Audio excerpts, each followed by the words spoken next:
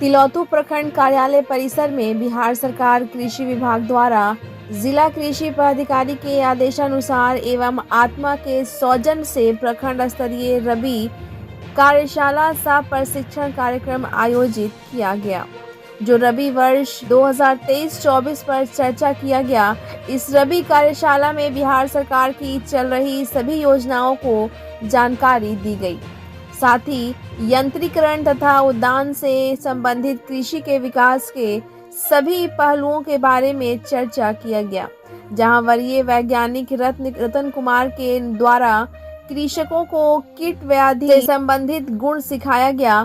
साथ ही अनुमंडल कृषि पदाधिकारी प्रतिभा कुमारी द्वारा बिना अनुज्ञापित के बीज वितरण करने वाले को अवगत कराया गया। बिहार सरकार द्वारा संचालित होने वाले योजनाओं की जानकारी प्रखंड कृषि पदाधिकारी ठाकुर प्रसाद पासवान द्वारा दी गई। बने रहे हमारे साथ, देखते रहें बिहार दर्शन।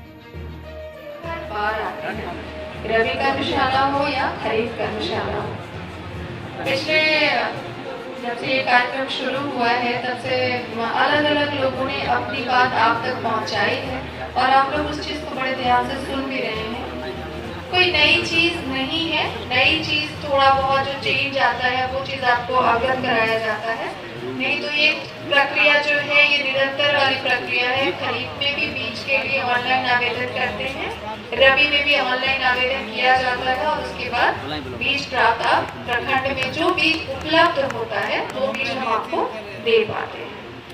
उसकी कुछ लिमिटेशंस हैं, जैसे अभी पिछले हफ्ते 10 दिन पहले एक दिक्कत आ रही थी कि जिन भी किसानों को 3 साल पहले तक भी अगर आपने उसका लाभ लिया है तो उस योजना में आपका रजिस्ट्रेशन नहीं हो पा रहा था, लेकिन इस चीज़ को खत्म कर दिया गया है, इस प्रॉब्लम को, और ये अब आपका रजिस्ट्रेशन ऑनलाइन हो रहा है और आप जो आप बीज लेना चाहते हैं अनुदानित दर पर, उसके लिए आप आवेदन करें और हमारे प्रखंड कृषि पदाधिकारी या प्रखंड में जो भी हमारे एजीएम हैं या जो कृषि समन्वयक और किसान सलाहकार की मदद से इस योजना का लाभ ले सकते हैं। अभी एक बहुत महत्वपूर्ण योजना के बारे में बताया गया है जिसको आप लोगों ने सुना, कृषि यांत्रिकरण। ये भी हर साल आता है और पिछले साल का लिस्ट भी है मेरे पास कि तिलौथू से अच्छे खासे नंबर्स में लोगों ने उसको अप्लाई किया था और छोटी से छोटी और बड़ी से बड़ी चीज़ें भी उसमें मिलती हैं। 108 यंत्र कुल मिलाकर उसमें दिए जाते हैं। तो इस बार एक जो महत्वपूर्ण बदलाव किया गया है उसमें 2 तरह के किसान होते हैं, एक रैयत होते हैं और एक गैर रैयत होते हैं। तो पहले जो गैर रैयत किसान थे उनको सिर्फ 10,000 तक के अनुदानित यंत्र ही मिलते थे। इस बार उसकी सीमा बढ़ा दी गई है और जो अनुदानित दर है वो 20,000, यानी जो गैर रैयत है वो 20,000 तक के अनुदान का यंत्र आप ले सकते हैं। ये एक बड़ा बदलाव किया गया है। तो इसके लिए आप लोग ऑनलाइन ज़्यादा से ज़्यादा आवेदन चल रहा है, वो वेरीफाई हो रहा है और जितना ज़्यादा आवेदन करेंगे उसके बाद फिर जिस भी क्रम में, जैसे उसमें भी कैटेगरीज होते हैं, सामान्य है, पिछड़ा है, अनुसूचित जाति जनजाति, जिस कैटेगरी में आप बिलोंग करते हैं और जितनी संख्या होगी उसमें, जैसे आवंटन आता है हमारा, इसका अलॉटमेंट होता है, टारगेट होता है, प्रखंड का भी टारगेट होगा, उस टारगेट के हिसाब से आपको वो उपलब्ध कराया जाएगा। जैसे ही उसकी उपलब्धता होगी, प्रॉब्लम आती है खेतों में किसी तरह का रोग आपको समझ में आता है कि किसी रोगजनक कोई प्रॉब्लम है धान में है या अभी जो नई फसल आप लगाएंगे रबी की, उसका फोटो लेके थोड़ा साफ फोटो आना चाहिए जिसमें दिखे कि एक्चुअली प्रॉब्लम क्या है।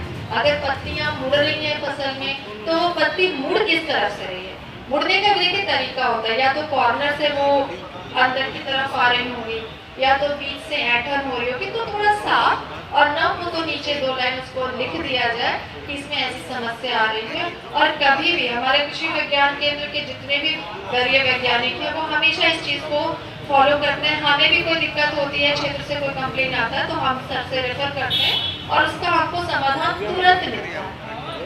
तुरंत मिलता है। तो इसको आप लोग यूज़ कीजिएगा। इनका कहने के लिए देखिए बहुत सारी चीज़ें होती हैं। हम विभाग जो होता है, विभाग आपको योजनाओं के बारे में बताता है, उसका लाभ आप कैसे ले सकते हैं, थोड़ा सजग रहिए तो लाभ आपको मिलता है। मंच के माध्यम से कल हमने डेहरी में भी ये बात कही है और मैं यहाँ साथ तिलौथू में ये चीज़ कहना चाहती हूँ, क्योंकि जहाँ तक मुझे थोड़ी खबर है, तिलौथू में बहुत सारे बीज विक्रेता ऐसे हैं जिसके पास अनुज्ञप्ति या लाइसेंस नहीं है और वो बीज का व्यापार करते हैं। कृपया करके आप लोग सावधान हो जाएं ऐसे दुकानदारों से और ऐसे विक्रेताओं से।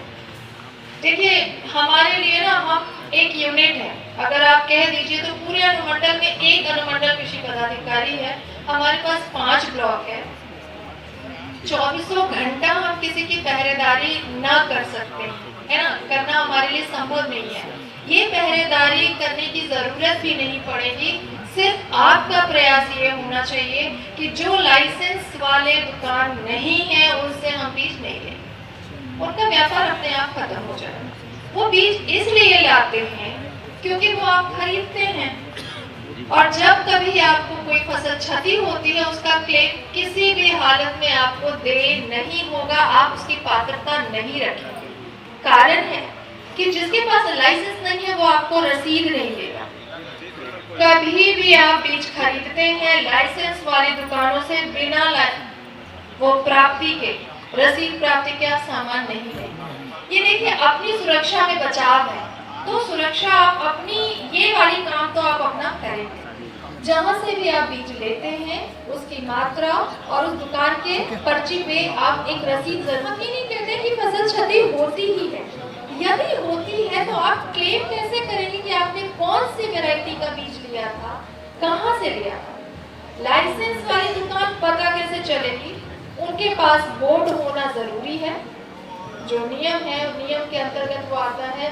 उनके पास बोर्ड होगा, उसमें उनकी अनुज्ञप्ति संख्या और जीएसटी नंबर, ये दोनों ही अंकित होंगे। तो आपको ये हमारे तरफ से हमारा एक काम करना है, हमारे पहरेदार की तरह आपको काम करना है। कोई भी अवैध बीज के कारोबार को रोकना है तो सबसे पहले आपको क्या करना होगा? बिजनेस वो क्यों कर रहा है? क्योंकि हम और आप खरीद रहे हैं, नहीं खरीदना है।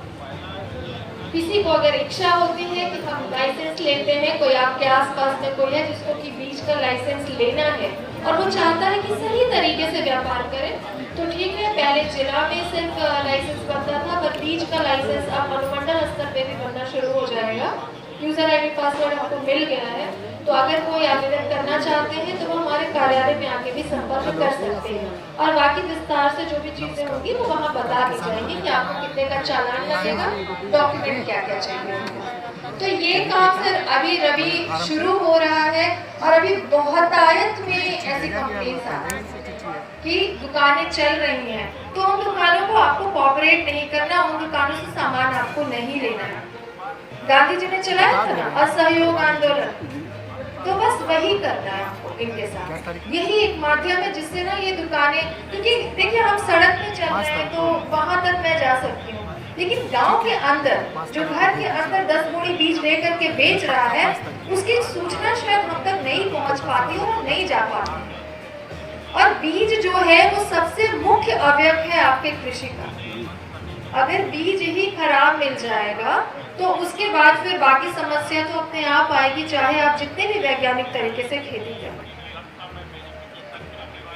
और अभी मेरी एक मीटिंग चल रही है अभी पटना से जॉइंट डायरेक्टर सर की, तो मैं बहुत ज़्यादा समय नहीं लूँगी। और किसी विशेष जानकारी के लिए हमारे यहाँ प्रखंड स्तर पे और पंचायत स्तर पे हमारे कर्मी हैं, आप उनका सहयोग लें। मैं डेहरी में किसान भवन में बैठती हूँ। अगर किसी को व्यक्तिगत कोई समस्या आती है और उनको लगता है कि उनकी प्रॉब्लम यहाँ से नहीं सुलझ रही है, तो वो आकर के वहाँ भी हमसे मिल सकते हैं। धन्यवाद।